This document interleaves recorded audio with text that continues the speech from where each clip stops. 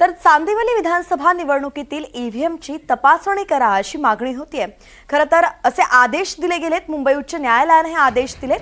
16 आणि 17 एप्रिलला मुंबईत तपासणी होणार आहे। भारताच्या निवडणूक इतिहासात अगदी पहिल्यांदाच मुंबई उच्च न्यायालयाने ईव्हीएमची तपासणी आणि छाननी करण्यास परवानगी दिलेली आहे। आताची सगळ्यात महत्त्वाची बातमी आपण जाणून घेतोय ती म्हणजेच चांदिवली विधानसभा निवडणुकीतील ईव्हीएमची तपासणी करा असे पहिल्यांदाच आदेश मुंबई उच्च न्यायालयाने दिलेत आणि त्या आदेशांच्या नुसार 16 आणि 17 एप्रिलला मुंबईत तपासणी केली जाणार आहे। भारताच्या निवडणूक इतिहासात असं पहिल्यांदाच होतंय। मुंबई उच्च न्यायालयाने ईव्हीएमची तपासणी आणि छाननी करण्यासाठी परवानगी दिलेली आहे। जुई जाधव आपल्या प्रतिनिधी थेट आपल्यासोबत जोडल्या गेल्यात। जुई, एकंदरीतच ईव्हीएम वरती नेहमीच शंका उपस्थित होते, विरोधक त्यावरती आक्रमकपणे तपासणीची मागणी करतात, मात्र पहिल्यांदाच आता कोर्टाने या संदर्भात परवानगी दिलेली आहे। अगदीच वैष्णवी, आपण जर पाहिलं तर मग विधानसभा निवडणुकीमध्ये महाविकास आघाडीला पराभव सहन करावा लागला। मात्र या संपूर्ण पराभवाचा दोष ईव्हीएम मशीनला देण्यात आला होता।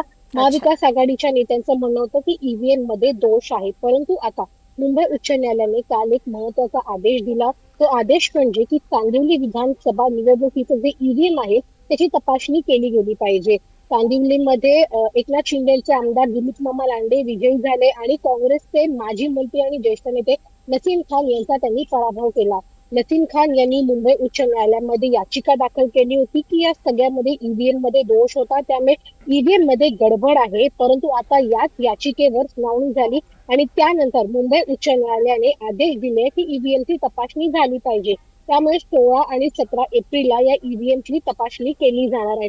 खरं तर प्रथमच देशामध्ये हा एक महत्त्वाचा निर्णय मानला जातोय, कारण का आतापर्यंत कुठल्याही ईव्हीएम मशीनची तपासणी ही झालेली नाही। त्यामुळे जो पाठपुरावा सातत्याने महाविकास आघाडीचे नेते करत होते ईव्हीएम मशीनच्या विरोधामध्ये, त्याला आता कुठे ना कुठेतरी यश आलं आहे, कारण का मुंबई उच्च न्यायालयाने थेट आदेश दिले आहेत। त्यामुळे आता 16 आणि 17 तारखेला जेव्हा तपासणी होईल ईव्हीएमची, तेव्हा त्या अंतर्गत नेमके कोणते खुलासे होत आहेत याची उत्सुकता आता सगळ्यांना लागली आहे। अर्थातच जुई, हे सगळे खुलासे पाहावे लागणार आहेत, नेमकं कशा पद्धतीने केले जात आहेत आणि नेमकं त्यातून काय तथ्य समोर येतंय। विरोधकांनी जे आरोप केलेत, शंका उपस्थित केल्यात, त्यात काही तथ्य आहे का हे देखील पाहावं लागेल। त्याची अपडेट घेत राहू। तुर्तास धन्यवाद।